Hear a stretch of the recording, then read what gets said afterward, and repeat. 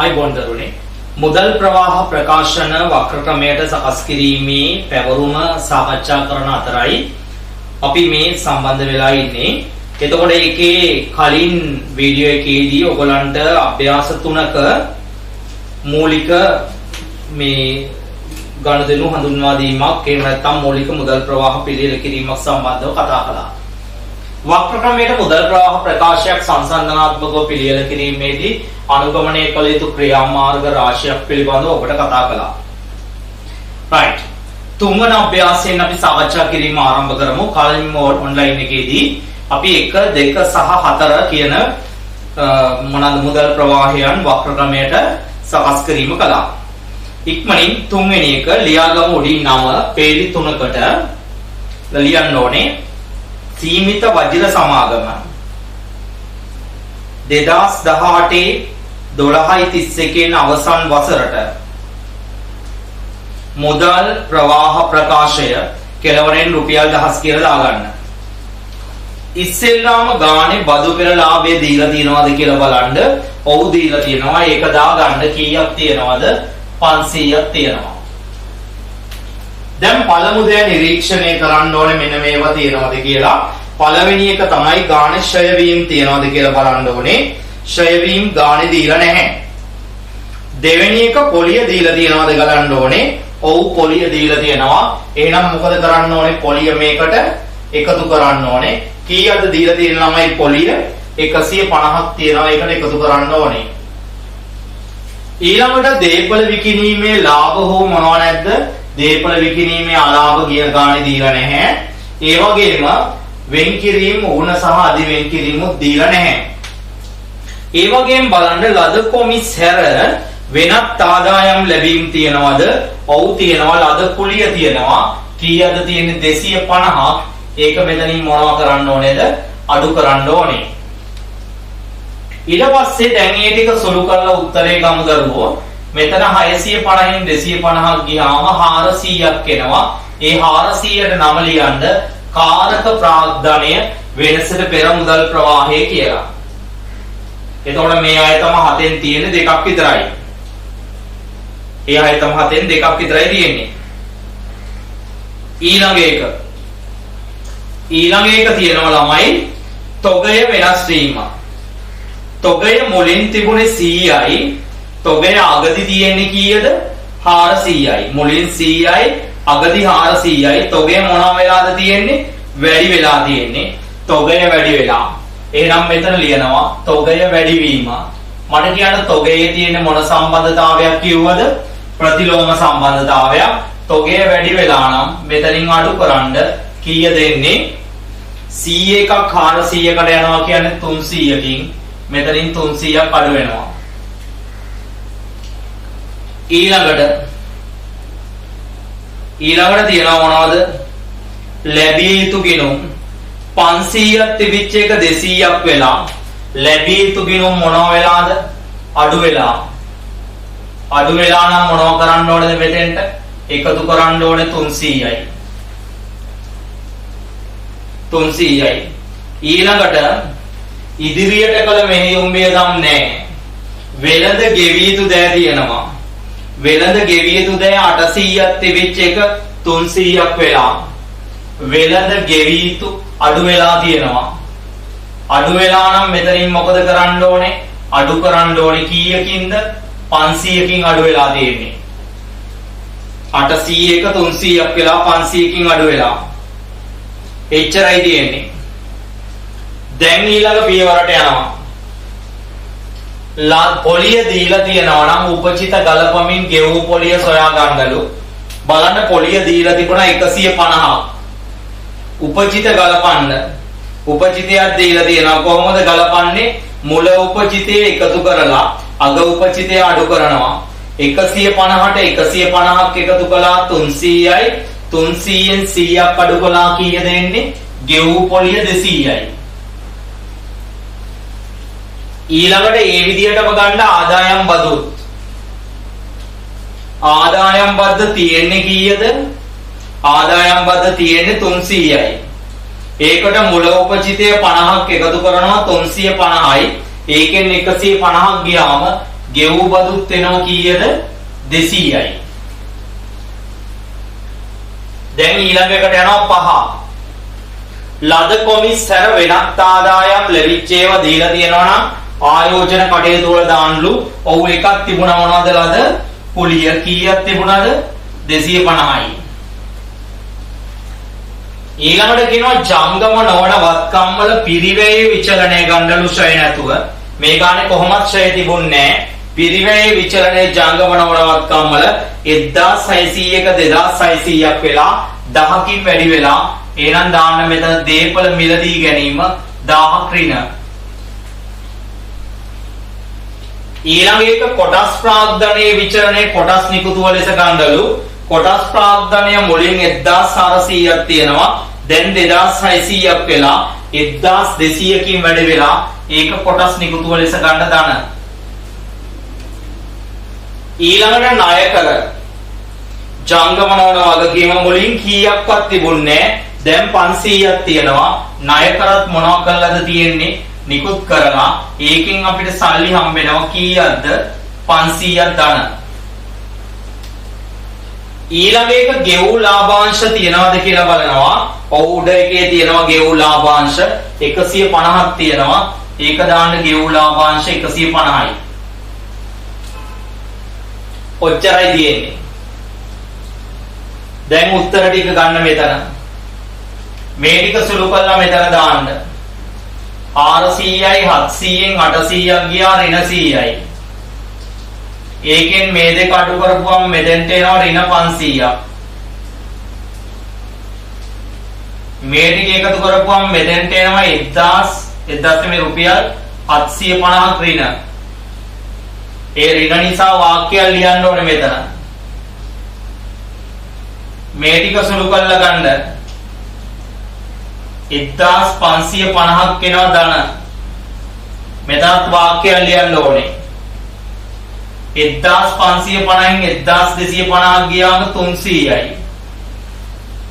300ට ආරම්භක ශේෂය 400ක් එකතු වෙනවා. එතකොට උත්තරේ වෙන්නේ 700යි. උත්තරේ වෙන්නේ 700යි. අර වාක්‍ය ටික ලියන්න හරියට.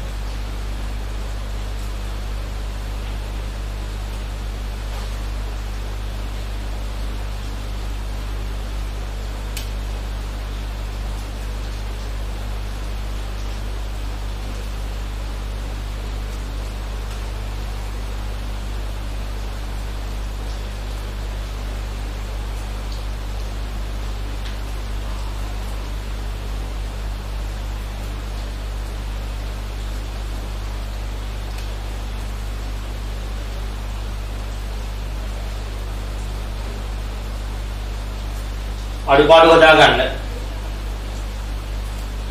අර උඩම ඍණ 100 කෙලින් වාක්‍යයක් ලියන්න.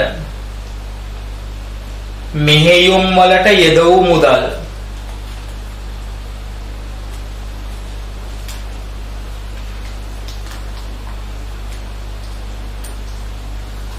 මෙහෙයුම් වලට යෙදවූ මුදල් ඍණ 500 කෙලින් වාක්‍යයක් ලියන්න. ඍණ 500 කෙලින් වාක්‍යයක් ලියන්න. මෙහෙයුම් කටයුතු වලට යෙද වූ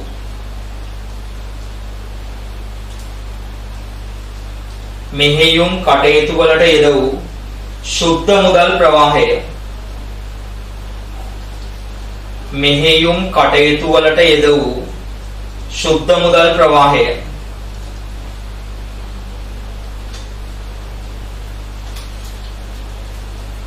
මෙහෙයුම් කටයුතු වලට යෙද වූ ශුද්ධ මුදල් ප්‍රවාහය මෙහෙයුම් කටයුතු වලට යෙද වූ ශුද්ධ මුදල් ප්‍රවාහය ශුද්ධ මුදල් ප්‍රවාහය ආයෝජන කටයුතු වලත් ලියන්න මෙතන. ආයෝජන කටයුතු වලට යෙද වූ ශුද්ධ මුදල් ප්‍රවාහය ආයෝජන කටයුතු වලට යෙද වූ ශුද්ධ මුදල් ප්‍රවාහය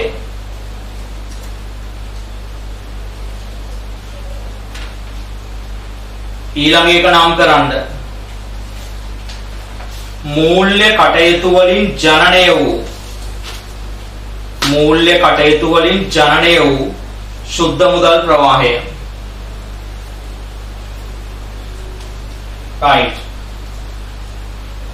යන්න ඊළඟ ගානට.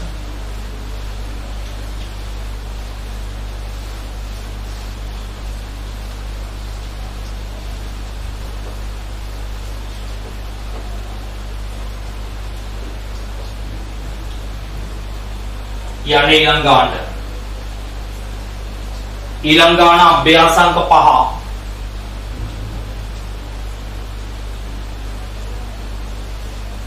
උඩින් නම ලියන්න.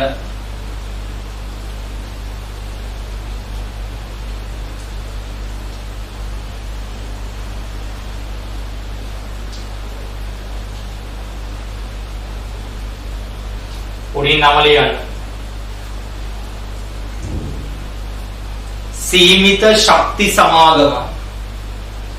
සීමිත ශක්ති සමාගම 2018 12:31 අවසන් වසරට.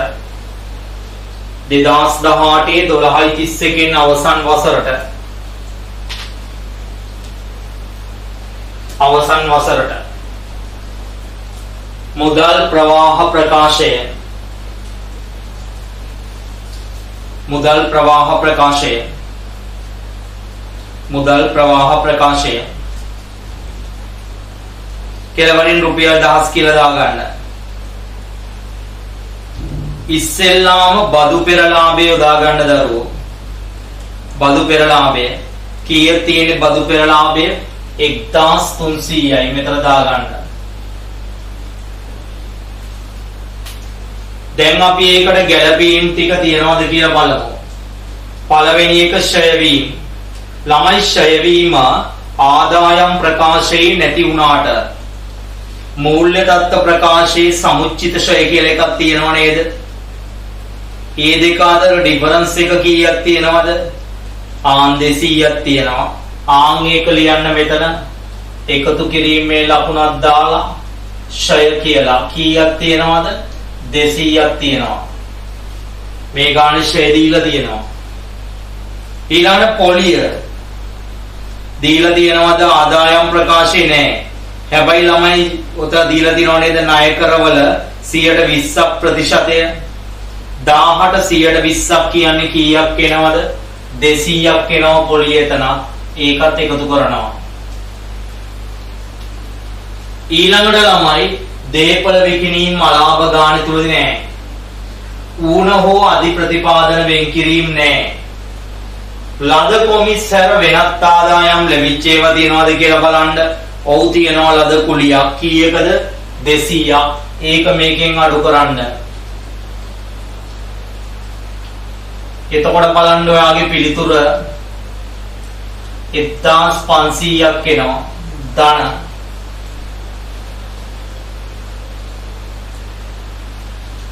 1500ක් ධන. ඊළඟට බලන්න ළමයි තොගය වෙනස් වීම කොච්චරක්ද කියලා. තොගය 700ක් තිබිච්ච එක 1500ක් වෙලා තොගය වැඩි වෙලා මෙතනින් අඩු කරන්න 800යි. ඊළඟට වෙළඳ ලැබිය යුතු දෑ 1200ක 1300ක් වෙලා ලැබිය යුතු දෑ වැඩි වෙලා කොච්චරක්ද? 100ක් වැඩි වෙලා නම් මේකෙන් අඩු කරන්න ඕනේ. ඊළඟට ඉදිරියට කළ නැහැ. වෙළඳ ගෙවිය යුතු 500ක 600ක් වෙලා වෙළඳ ගෙවිය යුතු වැඩි වෙලා නම් මොකද කරන්න ඕනේ? මෙතෙන්ට එකතු කරන්න ඕනේ 100යි. උපචිත මෙහෙයුම් වියදමුත් නැහැ. එච්චරයි තියෙන්නේ. ඒක අවසන්. දැන් තුන්වෙනි පියවරට යනවා පොලිය. පොලිය උඩින් තියෙනවා අපිට ආව 100ක්. උපචිත පොලිය කිසි දෙයක් නැහැ. එහෙනම් මෙතන ගෙවූ පොලියක් දාන්න 100යි. ගෙවූ බදු දැනට 400ක් තියෙනවා. බදු වල උපචිතයක් තියෙනවා. එතකොට කරන්න ඕනේ මුල 200 එකතු කරලා අග 400 අඩු කරපුවම ගෙවූ බද්ද 200ක් එනවා. මුල එක එකතු කරලා අග එක අඩු කරලා ඊළඟ පියවරට යනවා ලද කොමිස්සර වෙනත් ආදායම් ලැබීම් තියෙනවා නම් ඔව් වෙනත් ආදායම් ලැබීම් තිබුණා ලද කුලිය කීයක්ද 200ක්. ඊළඟට ජංගම නොවන වත්කම් වල පිරිවැය විචලනය ගන්නේ සමුච්චිත ශය සලකා බලන්නේ පිරිවැය විචලනය බලන්න 4000ක 8000ක් වෙලා 4000ක 8000ක් වෙලා කියන්නේ කීයකින් වැඩි වෙලාද 4000කින් වැඩි වෙලා තියෙනවා. හැබැයි ළමයි 4000කින් වැඩි වුණාට බලන්න යටින් ප්‍රත්‍යාගරණයක් තියෙනවා 500ක වැඩිවීමක් නේද? මං කිව්වා ප්‍රත්‍යාගරණයක් තිබුණා නම් ආරම්භක මුදල් ප්‍රවාහයට ආරම්භක දේපල වල අගයට මොනව වෙන්න ඕනේ කියලාද? එකතු වෙන්න ඕනේ. ආංගන 4000 ළඟ දාන්න ධන 500ක්. අර අතර ප්‍රත්‍යාගරණයෙන් තිබිච්ච ලාභය වත්කමේ අගේ වැඩිවීම. එතකොට 4500ක 8000ක් වෙනවා කියන්නේ 3500ක් එනවා දේපල මිලදී ගැනීම. ප්‍රේණ. ඒතර 4000 ඉන්නේ එකෙන් අර 500 අයින් වෙනවා. ඊළඟ එක පාඩ තියෙනවා කොටස් ප්‍රාග්ධනයේ විචලනය ගන්නලු 2000ක් තිබිච්ච එක 4000ක් වෙලා කොටස් නිකුතුවක් වෙලා තියෙනවා කීයකද 2000යි. ඊළඟට ණය කර වෙනස් වෙලා නැහැ. ඒ නිසා ණය කර ගනුදෙනුවක් නැහැ. ඊළඟට තියෙනවා මේ ගානේ ගෙවූ ලාභාංශ කොච්චරක් තියෙනවලුද? ගෙවූ ලාභාංශ 500ක් තියෙනවා. කොච්චරයි තියෙන්නේ? දෙයික්මන්ට උඩ ඉඳන් එකතු කරන්න.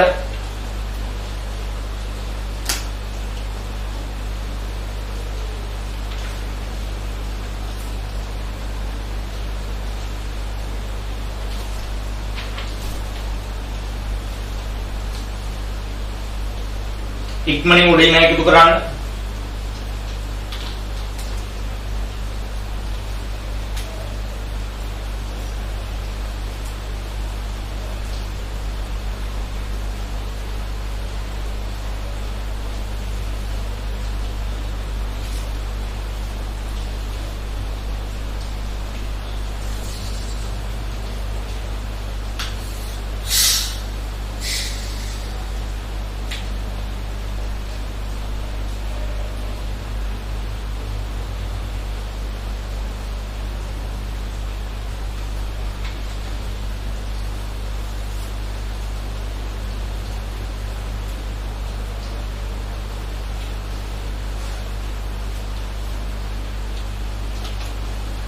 चेक करना उत्तर මේ 100 කපලා ගියාම මේකෙන් මේක අඩු වෙච්චාම 700යි දාන 700යි දාන මෙතෙන්ට ඒකෙන් 300ක් ගියාම මෙතෙන්ට එන්නේ 400යි දාන මෙතන තියෙනවා 3300ක් ඍණ මෙතන එන්නේ 1500යි දාන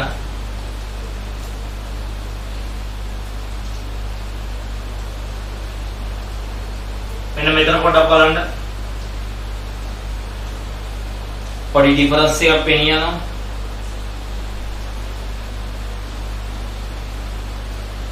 පොඩි ඩිෆරන්ස් එකක් පෙනියනවා බදු පෙර ලාභයේ තියෙන්නේ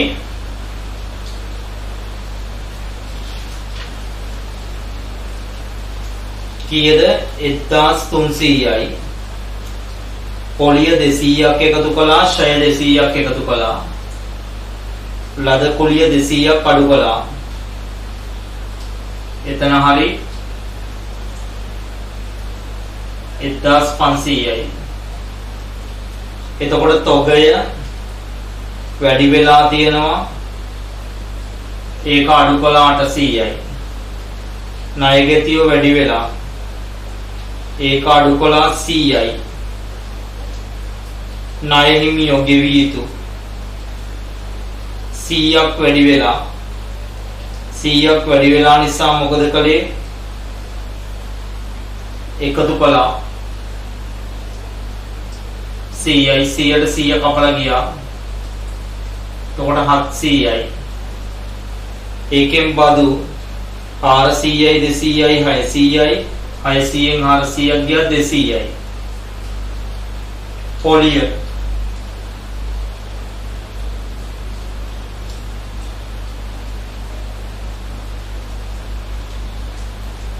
මෙන්න මෙතන වැරදිලා තියෙන්නේ. පොලිය කීයක් තියෙනවද? 200යි. පොලිය 200යි. එතකොට මෙතන 300යි. එතකොට ඍණ 3000යි ඍණ 1500යි. 1800ක් ගියාම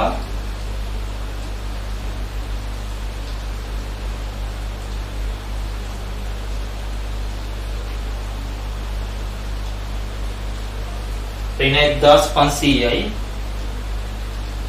ඒකට එකතු කරනවා 10ක් ආරම්භයේදී. උත්තරේ ඍණ 500යි. ඍණ 500ක් කියන්නේ අයිරාවක්. ඔව් අන්තිම දවසේ අයිරාව තියෙනවා කීයක්ද?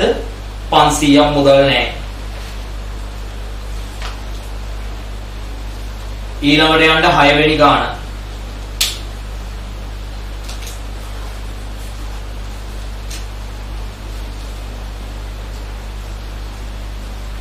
ඊළඟට යන්න 6 වෙනි ගාන.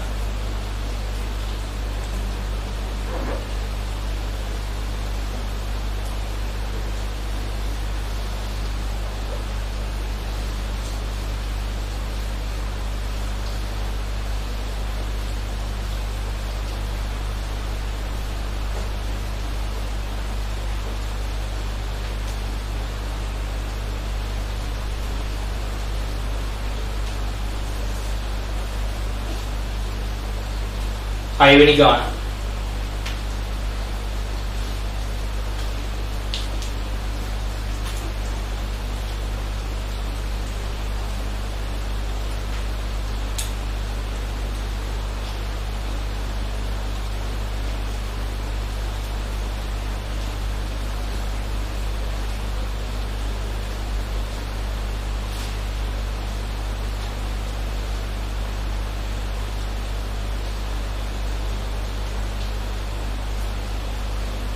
උඩින් නම ලියන්න.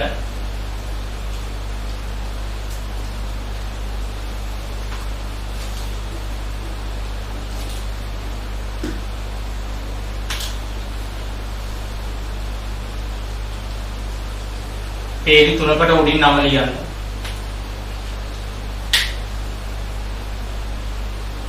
පේලි තුනකට උඩින් නම ලියන්න. සීමිත පැතුම් සමාගම 2018 12:31 අවසන් වසරට 2018 12:31 අවසන් වසරට මුදල් ප්‍රවාහ ප්‍රකාශය. ඉස්සෙල්ලාම අපි බදු පෙරලාභයේ මෙහෙයුම් කටයුතු වලට ගමු. බලන්න බදු පෙරලාභයේ මෙහෙයුම් කටයුතු වලට දාන්න තියෙනවා 300යි. ඔන්න දැන් ඒකට අදාළ ගැළපීම් ටික තියනවාද කියලා අපි චෙක් කරන් යමු. ක්ෂය වීම තියනවාද කියලා. ළමයි ක්ෂය වීම දාන්න ඉස්සෙල්ලා මේ ගැළපීම් ටික කරන්න ඉස්සෙල්ලා අතිරේක තොරතුරු කරන් ඉන්න ඕනේ. ඒක ඉස්සෙල්ලාම කරන් ඉන්න ඕනේ. මොකද තියෙන්නේ? වර්ෂය තුලදී ගත් මිල 1000ක් වූ මෝටර රථයක් විකුණලා තියෙනවා. ඒක විකුණන දින වෙන විට 100ක් ක්ෂය වෙලා තියෙනවා. අන්න මම කිව්වා ඉවත් කිරීමක් තියෙනවා නම් ඕක පිරිවැයනුයි සමුච්චිත ක්ෂයනුයි දෙකෙන්ම අඩු කරන්න ඕනේ. මොනවයින්ද? ආරම්භක ශේෂ වලින්. යන්න දේපල වල මුලම තියෙන 3000 ළඟින් පුංචි අඩු කිරීමේ ලකුණක් දාලා 1000ක් දාන්න කිව්ව නේද? ඔය 400 ළඟින් පුංචි අඩු කිරීමේ ලකුණක් දාලා 100ක් දාන්න. එතකොට බලන්න ළමයි 1000ක් 100කින් ක්ෂය වෙලා තිබුණා නම් ධාරණාගේ 900යිනේ. 900ක් ධාරණාගේ වෙච්ච එක වික්කේ උඩ එකේ තියෙනවා 200ක් ලාභ තියාගෙන. 900ක් ධාරණාගේ වෙච්ච එක 200ක් ලාභ තියන් වික්කනම් මෙතෙන්ට එනවා ආයෝජන කටයුතු වලට මෝටර රථ විකිණීම කියලා.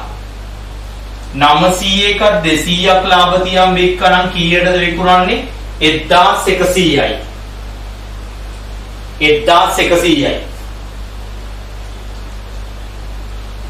දැන් අපි යන් පියවරෙන් පියවර. ෂය. ඔව් මෙහෙයුම් ප්‍රකාශයේ තියෙනවා ලාභලා ප්‍රකාශයේ 200ක් බදු පෙර ලාභයට එකතු කරන්න. දෙක පොලිය ඔව් තියෙනවා. කීයක්ද තියෙන්නේ? 100ක් බදු පෙර ලාභයට එකතු කරන්න. දේපල විකිණීම් අලාභ තියෙනවද? නෑ. ඌන වෙන් කිරීම තියෙනවද? නෑ. අදි වෙන් කිරීම තියෙනවද? නෑ. මට කියන්න දේපල වෙනත් ආදායම් ලැබීම් තියනවාද? ඒත් නෑ. දේපල විකිණීම් ලාභ තියනවාද? ඔව් තියනවා. මොකද්ද තියෙන්නේ? රත විකිණීමේ ලාභය. ඒක මෙතනින් අඩු කරන්න. කීයද තියෙන රත විකිණීමේ ලාභය? 200ක්. දැන් ගන්න පිළිතුර මේ උත්තරේ. කාරක ප්‍රාග්ධන වෙනසට පෙර මුදල් ප්‍රවාහය 400ක් වෙනවා ධන 400ක් වෙනවා ධන 400ක් වෙනවා ධන. දැන් අපි යනවා තොගය 500ක් තිබිච්ච එක 400ක් වෙලා තොගය මොකද වෙලා තියෙන්නේ? අඩු වෙලා. කීයකින්ද? 100කින් එකතු වෙනවා. ලැබී යුතු ගිණුම් 10ක 1500ක් වෙලා ලැබී යුතු ගිණුම් වැඩි වෙලා ඒ නිසා 500කින් අඩු වෙනවා. ගෙවී යුතු ගිණුම් ඕක හදාගන්න කිව්වා 750ක 10ක් වෙලා 750ක 10ක් වෙලා 10ක් නෙමෙයි 800ක් වෙලා 750ක 800ක් වෙලා අපි 800ක් කියලා නේ හදාගන්න කිව්වේ 750ක 800ක් වෙලා 50කින් වැඩි වෙලා 50කින් වැඩි වෙලා නම් මෙතෙන්ට 50ක් එකතු වෙනවා.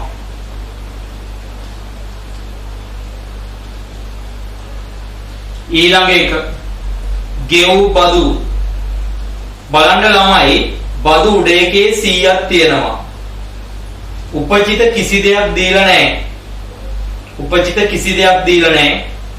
කිසි දෙයක් දීලා නැත්තම් මෙතන බදු ගෙවීම වෙන්නේ කීයද?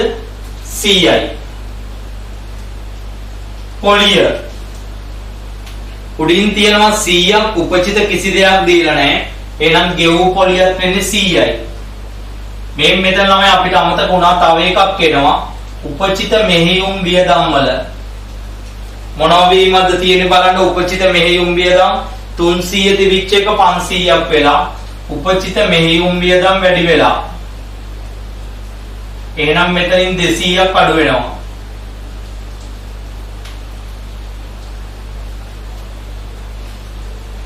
ඊළඟ එක ලද කොමිස්සර වෙනත් ආදායම් ලැබීම් ගානේ තිබුණේ නැහැ. ජංගමනවල වත්කම් වල පිරිවෙයි විචරණය ගන්නවා. බලන්න 3000න් මුල 1000 ගියාට පස්සේ 2000ක් තියෙනවනේ. ඒක 3800ක් වෙලා දේපල මිලදී ගන්නවා 1800ක් ඍණ.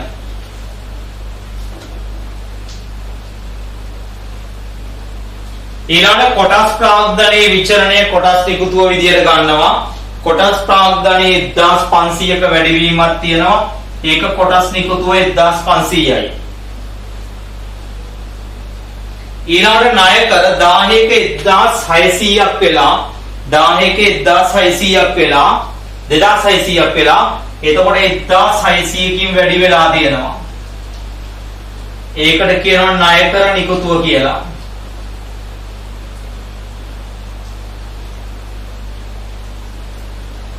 10ක 2600ක් වෙලා. ඊළඟට තියෙනවා ලාභාංශ ගෙවපුවා. කීයද තියෙන්නේ? 150ක් තියෙනවා. ඔච්චරයි තියෙන්නේ. දැන් සුළු කරලා බලන්න කීයද එන්නේ කියලා.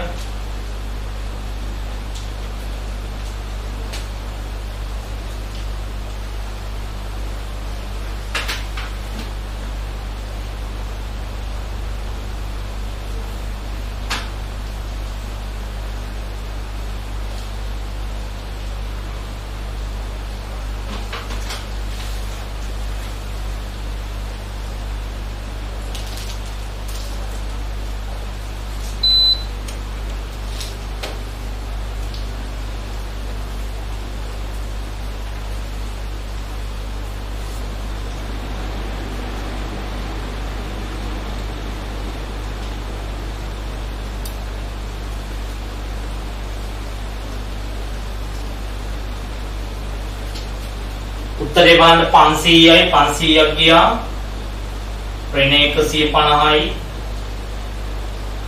ඍණ 350යි මෙතන තියෙන්නේ ඍණ 700යි 3100යි 2950ක් ධන 1050ක් ගියා 1900යි ඩිෆරන්ස් එකක් තියෙනවා තමයි ආරම්භක මුදල් සමාන දෙය තියෙන ඍණ 300යි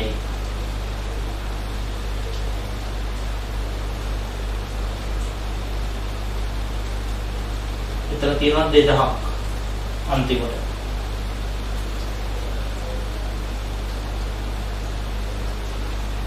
2300ක් එන්න ඕනේ.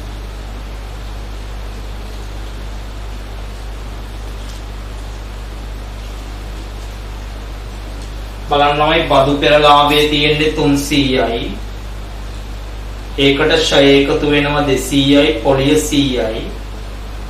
අතන රත විකිණීම් ලාභයේ 200ක් අඩු වෙනවා. එතකොට 600න් 200ක් 400යි. තොගේ අඩු වෙනවා 100ක් එකතු වෙනවා. ලැබී යුතු ගිණුම් වැඩි වෙනවා 500ක් අඩු වෙනවා. ගෙවි යුතු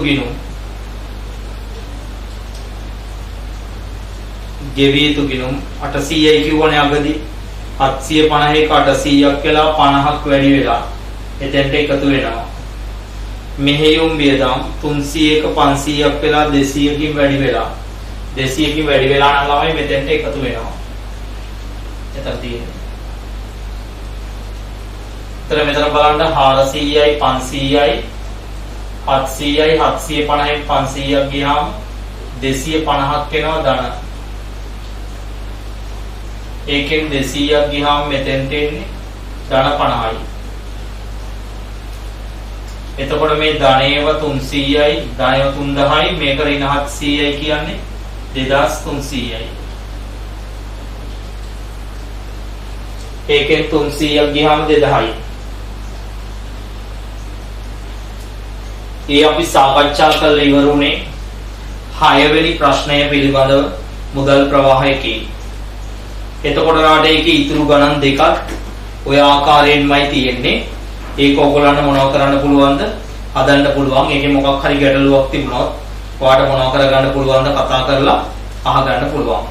එහෙමනම් අපි මුදල් ප්‍රවාහවල ඊළඟ අතිරේකව මුදල් ප්‍රවාහවල පාස් පේපර්ස් ටික A to Z අපි මොනව කරනවද?